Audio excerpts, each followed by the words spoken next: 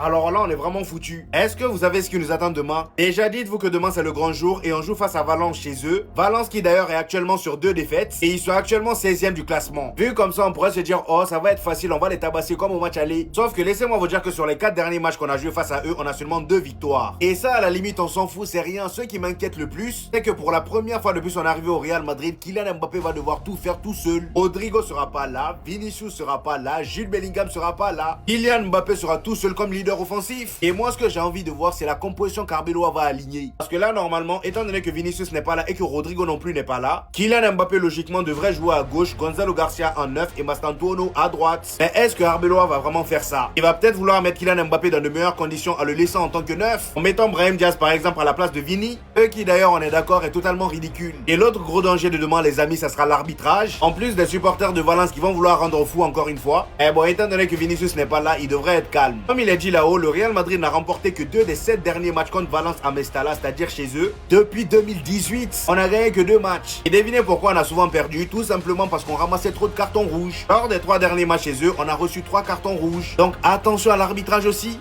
D'autant plus que là, le Barça vient de gagner, ils ont 4 points d'avance, on n'a pas droit à l'erreur.